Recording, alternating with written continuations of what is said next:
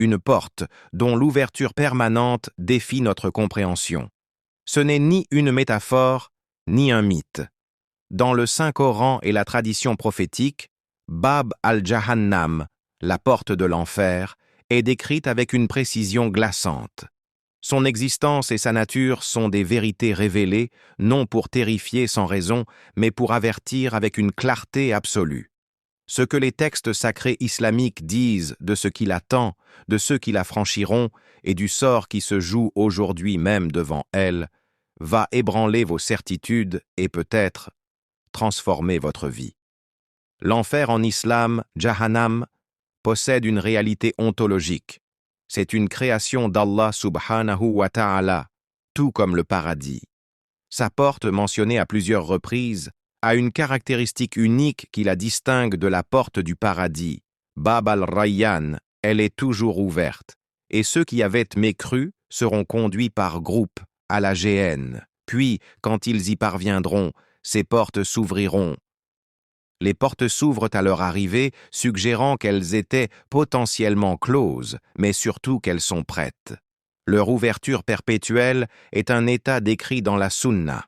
Dans un hadith rapporté par Al-Bukhari et Muslim, le prophète Muhammad sallallahu wa sallam, que paix et bénédiction d'Allah subhanahu wa ta'ala soient sur lui, a dit « Al-jannatu wan-naru ikhtasamata, faqalat in-nar, فيا الجبارون والمتكبرون وقالت الجنة فيا ضعفاء الناس ومساكينهم.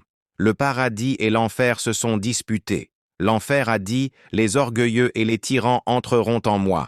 Et le paradis a dit « Les faibles et les pauvres entreront en moi ». Alors Allah subhanahu wa ta'ala dit au paradis « Tu es ma miséricorde, par toi je fais miséricorde à qui je veux ». Et il dit à l'enfer « Tu es mon châtiment. Par toi je châtie qui je veux, et chacun de vous deux sera rempli. L'enfer sera rempli. Sa porte reste ouverte jusqu'à ce que cet ordre divin soit accompli. C'est la matérialisation de la patience d'Allah subhanahu wa ta'ala et de son ajournement du châtiment, donnant aux humains tout le temps de se racheter. Pourquoi cette porte? Il est dit, dans la sourate Al-Hijr 15, verset 44, il a 7 portes, et à chaque porte, une partie d'entre eux sera attribuée. Les exégètes, comme Ibn Kathir, expliquent que ces portes correspondent au degré de gravité des péchés. Chaque catégorie de damnés est dirigée vers la porte correspondant à ses actes. L'ouverture permanente signifie que tous les niveaux de la transgression sont accessibles en tout temps pour qui s'en rend digne. Pour nous faire comprendre l'éternité et la futilité de l'espoir. Une fois la porte franchie, le prophète Muhammad sallallahu wa sallam, que paix et bénédiction d'Allah subhanahu wa ta'ala soient sur lui, nous a rapporté un récit d'une profondeur psychologique terrifiante. Le hadith paroxystique, rapporté par Al-Bukhari et Muslim, il dit « Yu'ta bi ahwani ahli an-nari 'ayshan fi ad-dunya ». فيصبغ صبغة في النار ثم يقال له يا ابن آدم هل رأيت خيرا قط؟ هل مر بك نعيم قط؟ فيقول لا والله يا رب. On amènera l'habitant de l'enfer qui aura connu la vie la plus douce sur terre. On le plongera une seule fois dans le feu. Puis on lui demandera « Ô fils d'Adam, as-tu jamais connu un bien? As-tu jamais goûté un bonheur ?» Il répondra « Non, par Allah, subhanahu wa ta'ala Seigneur. » Puis on amènera l'habitant du paradis, qui aura connu la vie la plus misérable sur terre. On le plongera une seule fois dans le paradis. Puis on lui demandera « Ô fils d'Adam, as-tu jamais connu une misère? As-tu jamais goûté une souffrance? » Il répondra « Non, par Allah subhanahu wa ta'ala Seigneur. Je n'ai jamais connu de misère, ni goûté de souffrance. » Dans l'enfer, il n'y a pas de commune mesure, pas de souvenirs qui adoucissent le châtiment. La souffrance de l'enfer est totale et occupe toute la conscience. Le prophète Muhammad sallallahu wa sallam, que paix et bénédiction d'Allah subhanahu wa ta'ala soient sur lui, a aussi dit, rapporté par Muslim, « Shakatin naru ila rabbiha, faqalat, ya Rabb, akala ba'di ba'dan. » فأذن لها بنفسين نفس في الشتاء ونفس في الصيف. Le feu de l'enfer s'est plaint à son Seigneur en disant « Seigneur, une partie de moi a consumé l'autre. » Alors, il lui a autorisé 2 expirations, une expiration en hiver et une expiration en été. Ce que vous ressentez de chaleur extrême en été provient de son expiration, et ce que vous ressentez de froid mordant en hiver provient de son souffle glacial, le zamarir. L'enfer n'est pas un concept lointain. Ses effets se font sentir dans notre monde. Sa réalité est si tangible qu'elle influence notre climat. Sa porte est donc métaphoriquement et spirituellement proche. Le Coran ne laisse pas l'identité des hôtes de l'enfer dans le vague. Il dresse un portrait robot spirituel d'une effrayante précision. Voici 4 archétypes explicitement désignés. 1. L'orgueilleux al-mutakabir. N'entreront pas au paradis ceux qui ont dans le cœur un atome d'orgueil. Hadith rapporté par Muslim.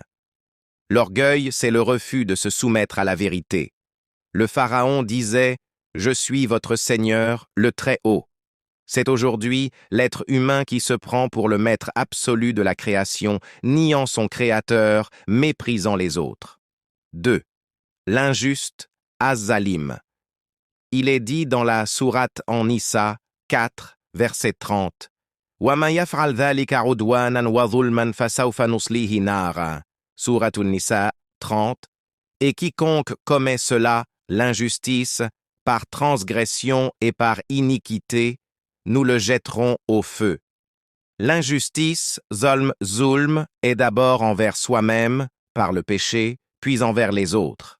L'oppresseur, le corrupteur, celui qui vole le droit du faible, marche droit vers cette porte. Comme le dit un hadith qudsi, « Ô mes serviteurs, je me suis interdit l'injustice, et je vous l'ai interdite. Ne soyez donc pas injustes les uns envers les autres. » 3. Le menteur qui égare, Al-Kadhdab al-Mudil, il est dit dans la sourate An-Nahl 16, verset 105, « Inna alladhina kadhabu bi ayati Allahi wallahi subhanahu wa ta'ala, innahum kanu kadhibin. » Sourate Al-Ankabut 68. Ce ne sont que ceux qui ne croient pas au verset d'Allah subhanahu wa ta'ala qui forgeant le mensonge. Le pire des menteurs est celui qui ment sur la religion, invente des hadiths, déforme le Coran pour égarer les gens. Le prophète Muhammad sallallahu alayhi wa sallam, que paix et bénédiction d'Allah subhanahu wa ta'ala soient sur lui, a dit « Man kadhaba alayya muta'ammidan falyatabawwa maq'adahu minan nar » Sahih al-Bukhari. Quiconque ment délibérément à mon sujet, et rappelez-vous, quand votre Seigneur proclama « Si vous êtes reconnaissant, très certainement j'augmenterai mes bienfaits pour vous, mais si vous êtes ingrat, mon châtiment sera terrible. » L'ingratitude kufr envers les bienfaits d'Allah subhanahu wa ta'ala, la santé, la raison, la subsistance, est une forme de mécréance. C'est l'être comblé qui attribue ses bienfaits au hasard ou à son seul mérite. Il est dit dans la sourate Al-Mudaththir 74, versets 42 à 46. Qu'est-ce qui vous a acheminé à Sakar? Ils diront, nous n'étions pas de ceux qui faisèrent la prière, salah, et nous ne nourrissions pas le pauvre, miskin, et nous nous associons à ceux qui tenaient des conversations futiles, mirda, et nous traitions de mensonges le jour de la rétribution. Les descriptions coraniques de l'enfer ne sont pas sadiques, elles sont communicatives. Elles utilisent des images de notre monde, le feu, l'eau, la peau, pour décrire une réalité spirituelle indicible, la souffrance absolue d'une âme coupée de son Créateur. 1. La nature du feu. Préservez-vous du feu dont le combustible sera les gens et les pierres. Le combustible, ce sont les mécréants et leurs idoles, les pierres. L'être humain devient l'aliment de son propre châtiment. C'est l'autodestruction éternelle. 2. Les supplices liquides. On versera de l'eau bouillante sur leur tête. Elle brûlera ce qu'il y a dans leur ventre, ainsi que leur peau. Coran. Et si le damné demande à être secouru, il sera secouru avec une eau comme du métal fondu qui lui brûlera le visage. Quelle horrible boisson! L'eau, symbole de vie, devient agent de mort. La soif est évoquée aussi. Coran 7,50. Une soif que seul le liquide brûlant peut apaiser. Troisième, la régénération éternelle de la peau. Ceux qui ont mécru à nos versets, nous allons les brûler dans un feu. Chaque fois que leurs peaux seront consumées, nous leur donnerons d'autres peaux, afin qu'ils goûtent le châtiment. L'horreur ici est l'absence de faim. Le corps est restauré pour souffrir à nouveau. C'est la matérialisation de l'éternité du châtiment pour celui qui a choisi l'égarement éternel. Quatrième, la souffrance psychologique, le désespoir et la honte. Et les gens du feu crieront aux gens du paradis, déversez sur nous de l'eau ou de ce qu'Allah subhanahu wa ta'ala vous a attribué. Ils diront, Allah subhanahu wa ta'ala les a interdits aux mécréants. Coran 7,50. Le supplice, c'est aussi de voir le paradis, de savoir qu'il existe et de comprendre qu'on en est séparé à jamais par ses propres choix. C'est le regret suprême. Mais voici le cœur du message islamique. Cet avertissement terrible n'existe que pour conduire à une espérance immense. La miséricorde d'Allah subhanahu wa ta'ala devance et englobe sa colère. Surat Az-Zumar 39, verset 53, dit « Ô mes serviteurs qui avez commis des excès à votre propre détriment, ne désespérez pas de la miséricorde d'Allah. Car Allah subhanahu wa ta'ala pardonne tous les péchés. Oui, c'est lui le pardonneur, le très miséricordieux. Ô mes serviteurs, le pardon est total, tous les péchés. La seule condition implicite, cesser, se repentir, revenir.